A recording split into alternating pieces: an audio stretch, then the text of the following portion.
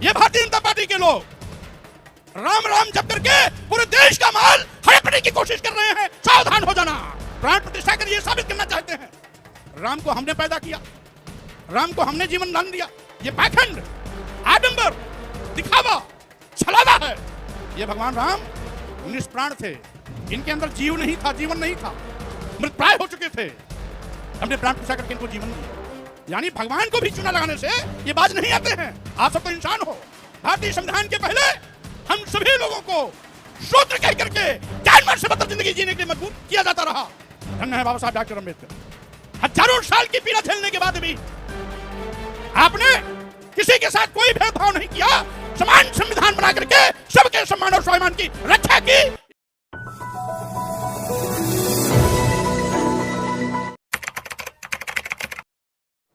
साथियों, आज ये सरकार देश के लोगों की आंख में धूल झोंक रही है।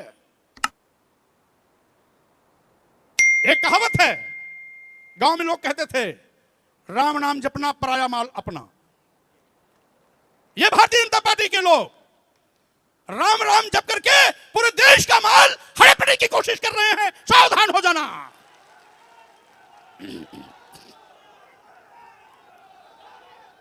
इसलिए मैं कहना चाहता हूं, ये राम के भक्त नहीं हैं, ये राम के भक्त नहीं हैं। धर्म से इनका कोई लेना देना नहीं है। धर्म के नाम पर देश की जनता की आंख में धूल झोंकने की इनकी नापाक कोशिश है। ये धर्म के नाम पर आपको मुद्दे से भटकाना चाहते हैं। आज बेरोजगार नौजवानों के अंदर जो गुस्सा है, वो गुस्सा सड़क पर ना है।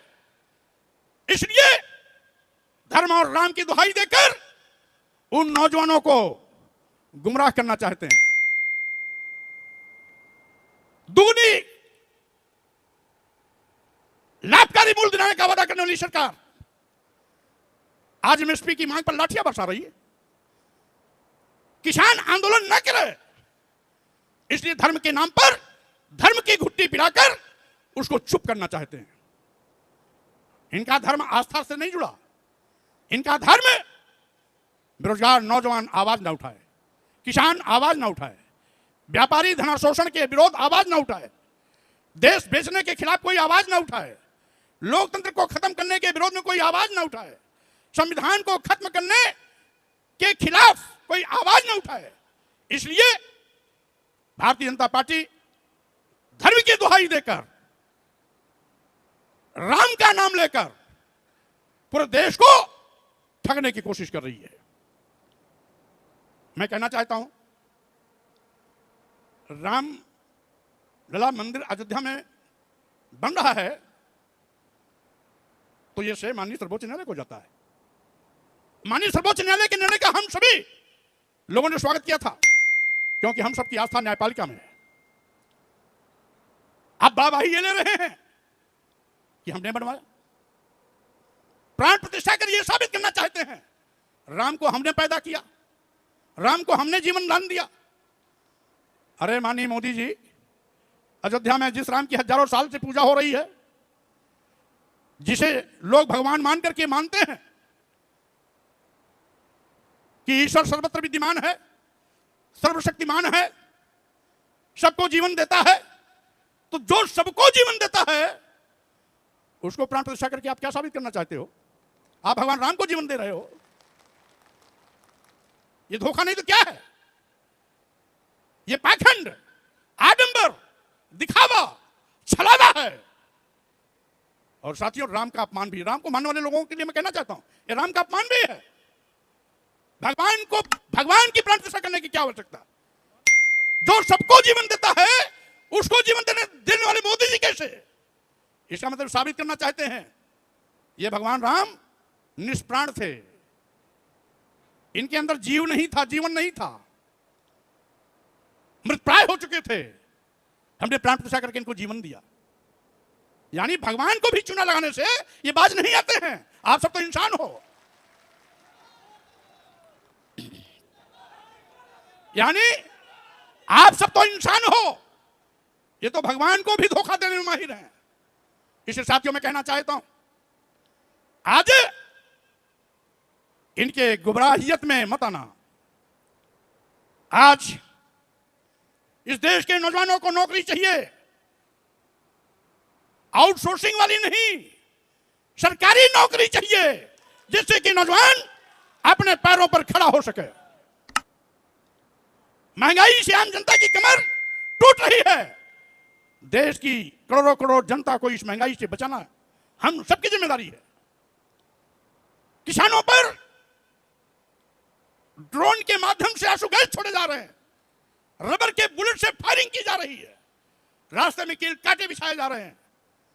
किसानों को दुगना लाभ न देना पड़े, ये आवाज दबाई जा रही है। हम किसानों के ऊपर हो रहे हैं, इस अन्याय के खिलाफ लड़ाई लड़ने के लिए सड़क पर आएंगे। इसी के साथ ही साथ आज जो लोग मंसूबा पाले हैं, अभी पूर्व मंत्री श्री भगवती सागर जी एक अखबार की कटिंग दिखा रहे थे, जिसमें आरएसएस ने अपना उस समय दिया था कि नए संविधान का प्रारूप क्या है, यानी संविधान बदलना चाहते हैं। साथियों, जानते हो, इस अवसर लाने के लिए हमारे देश के तमाम सामाजिक परिवर्तन के महापुरुषों ने एक लंबी लड़ाई लड़ी। कभी संतों गुरुओं ने लड़ी, संत रविदास जी ने लड़ी, संत कबीर जी ने लड़ी, गुरु नानक जी ने लड़ी, तो कभी हमारे सामाजिक क्रांति के अन्य महापुरुषों में सामाजिक क्रांति के अग्रदूत ज्योतिबा फुले जी ने लड़ी। इस देश की प्रथम महिला शिक्षिका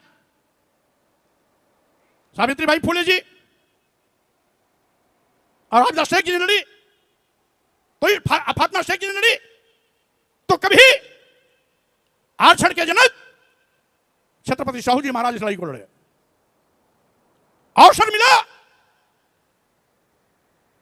तो बाबा साहब डॉक्टर अंबेडकर ने इन सभी महापुरुषों की उस तड़पन को, उस विचार को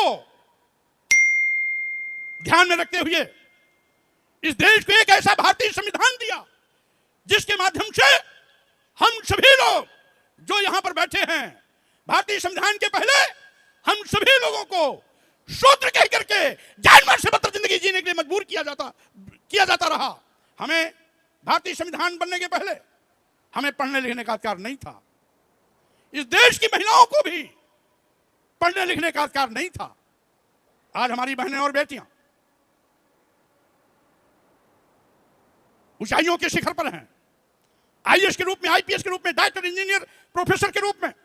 यह देन भारतीय संविधान की है। आज हमारे बीच में यहां तमाम प्रोफेसर, डॉक्टर, इंजीनियर, डीजीपी आदि लोग बैठे हैं, जज, तमाम लोग बैठे हुए हैं। यह देन बाबा साहब डॉक्टर अंबेडकर की है।